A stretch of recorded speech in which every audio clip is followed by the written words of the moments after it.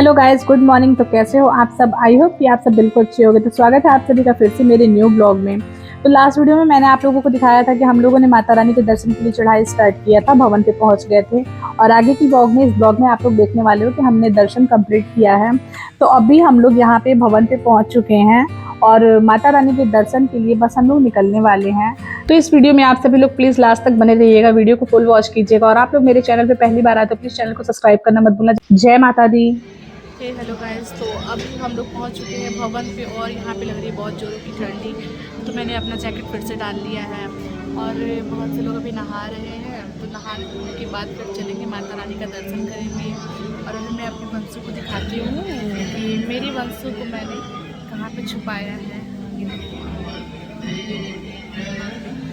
यहाँ पे वंशु को मैंने छुपा दिया है।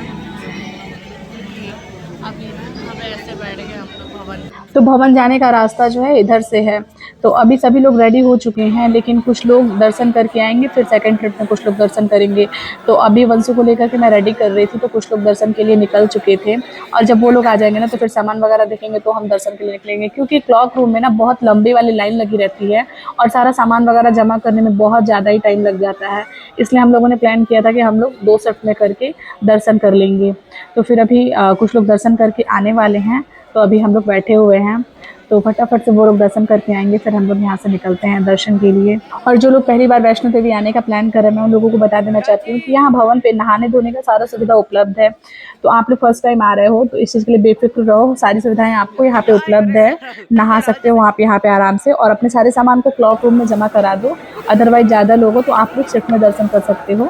और अभी हम दर्शन करके आ चुके हैं, लेकिन दर्शन के टाइम पे ऐसा हुआ ना कि आरती का समय हो गया और हमें वंशु को लेकर के ही लाइन में लगभग हमें 1 डेढ़ घंटे लगभग बैठना पड़ा था। लेकिन बहुत सौभाग्य की बात है कि हमें माता की आरती देखने को मिली। तो जय माता दी। मैं अपने आप को बहुत भाग्यशाली समझती हूँ कि माता की आरती का सौभाग्य प्राप्त हुआ हमें। और यहाँ पे आप लोग देखेंगे कि यहाँ से ऊपर से ये दुर्गा भवन, सारे भवन जो दिखते हैं, थोड़े बहुत वीडियो में मैंने उन्हें शूट किया है।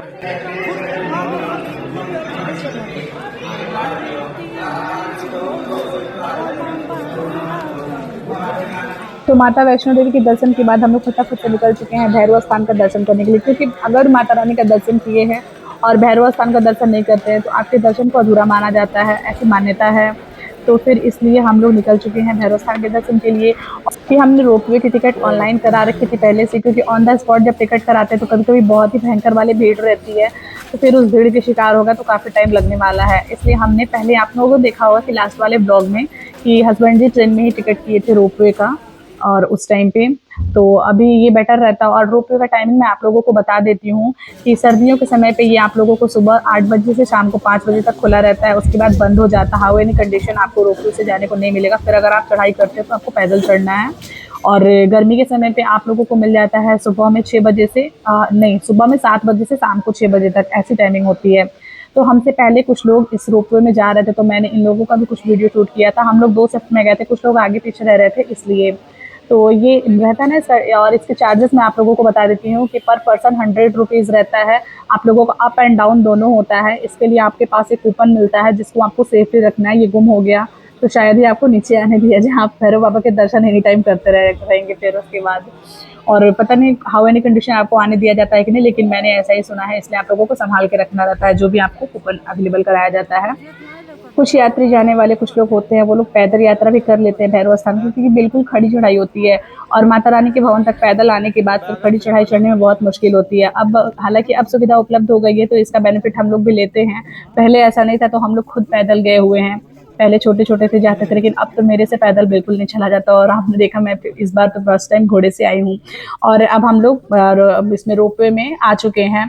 तो आप लोगों को मैंने वैष्णो देवी का सीन दिखाया, बहुत ही खूबसूरत सा नज़ारा आता है यहाँ से। और ये भैरव स्थान है, यहाँ पे बहुत ही खूबसूरत सा प्लेस है। भगवान जी का दर्शन पहले हम लोगों ने कर लिया है और इस प्लेस पे बहुत ही खूबसूरत से रील्स वीडियो जो भी वीडियोस वगैरह है, बहुत सुंदर सा। पर यहाँ से ना एक चीज़ सबसे सुंदर ये दिखाई देता है ना कि आपको यहाँ से ना माता रानी का स्थान बहुत ही ज़्यादा खूबसूरत नज़र आता है। और ऊपर से जब डाउन हम लोग जा रहे हैं, रोपवे से वापस नीचे की तरफ जा रहे हैं, तो यहाँ से माँ का भवन का नज़ारा इतना ज़्यादा खूबसूरत व्यू आता है ना कि क्या ही बताऊँ। जय माता दी, बहुत ही अच्छा नज़ारा यहाँ से लगता है। और हमने यहाँ पे मॉर्निंग में दर्शन किया है माता रानी का, और फिर यहाँ से रोपवे से हम लोग जब ऊपर गए थे ना, तो यहाँ पे हम लोग ज़्यादा टाइम रुक भी नहीं पाए थे, बिकॉज क्योंकि ऐसा हुआ था ना कि हमारी बैटरी कार की जो बुकिंग हुई थी ना, तो रात में तो हमारी चढ़ाई के समय पे वो छूट गई थी, लेकिन इस टाइम पे वो छूटे ना, इसलिए हम लोग ज़्यादा देर भैरव स्थान पे रुक भी नहीं पाए थे। फटाफट से हमें वहाँ से निकलना पड़ा, ज़्यादा फोटो सेशन वगैरह भी नहीं हो पाया था, क्योंकि बैटरी कार अगर फिर छूट जाती है ना, तो फिर हमें पैदल चलना पड़ता है इस वजह से।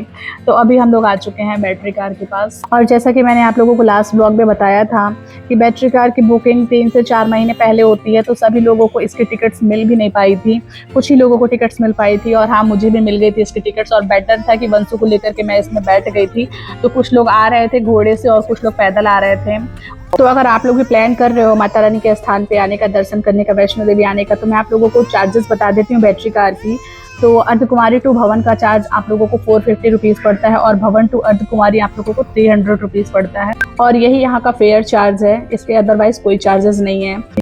और इसकी टाइमिंग अलग अलग होती है, क्योंकि रात में हम लोग लास्ट नाइट जब यहाँ पे आए हुए थे हम लोग दर्शन के लिए, तो हमारी बैटरी कार छूट गई थी, आप लोगों को मैंने बताया था, और इसीलिए हम लोग भागे भागे भैरव स्थान से आए थे, ताकि हमारी बैटरी कार छूट ना पाए इस टाइम। तो इसकी टाइमिंग होती है सुबह में 8 बजे से लगभग रात के 9:30 बजे तक होता है, और फिर होल नाइट पूरी रात ये चार्ज पे लगी रहती है बैटरी, फिर दिन में दौड़ती रहती है। तो अभी हम लोग दर्शन वगैरह करके आ चुके हैं अर्धकुमारी के पास, और अर्धकुमारी के पास आके लोगों का वेट कर रहे थे कि हमारे साथ वाले लोग कब आएंगे, फिर हम लोग यहाँ से चलेंगे। फिर उसके बाद मेरे से चला नहीं जा रहा था, तो सासू माँ, देवर जी सभी लोग घोड़े पे बैठे थे, तो मैंने देवर जी को घोड़े से उतारा और मैं उस घोड़े पे सवार हो गई अपनी बेटी को लेकर के। और वो भी पैदल चलने के लिए बहुत इच्छुक थे, उनसे भी नहीं घोड़े पे बैठा जा रहा था, तो फिर उन्होंने मुझे बैठा दिया घोड़े पे, और मैं फिर सेफली किसी तरीके से नीचे आ गई। यार चढ़ने से ज़्यादा ना मुश्किल मेरे लिए घोड़े से उतरना हो रहा था, लेकिन फाइनली माता जी का दर्शन कंप्लीट किया हमने। जय माता दी, भैरव स्थान का भी दर्शन हमने कंप्लीट किया, जय भैरव बाबा। और दर्शन करके फटाफट से हम लोग चले आए थे अपने होटल रूम पे। उसके बाद होटल रूम पे हम लोग सोए, उसके बाद कुछ देर रिलैक्स करने के बाद आ गए थे। हमारे होटल रूम के जस्ट बगल में ही खाना वाला होटल था, तो हम लोग यहाँ पे खाना खाने के लिए आ गए थे, और फटाफट से यहाँ पे हम सभी ने खाना खाया। और हस्बैंड जी बहुत ज़्यादा थके हुए थे, तो वो नहीं आए थे खाना खाने के लिए, तो उनके लिए खाना का थाली लगवा करके मैं लेके जा रही थी उनके कमरे में ही। थोड़ा सोने के बाद और उसके बाद रात में खाना खाने के बाद सभी लोग फ्री हो चुके थे, थोड़ा सा फ्रेश फील कर रहे थे, क्योंकि थकान थोड़ी थोड़ी उतर चुकी थी सबकी। और यहाँ पे सभी लोग आ गए थे मेरे कमरे में, और यहाँ पर सभी लोग बैठ के बात कर रहे थे कि नेक्स्ट डे हमें कहाँ जाना है और कौन कौन जाने वाला है, क्योंकि हमें जाना है पहाड़ों में, और कुछ लोगों को वो मीटिंग वगैरह होता है, तो वो लोग नहीं जाने वाले हैं। और अभी वंशु दिया दीदी के साथ कर रही है मस्ती।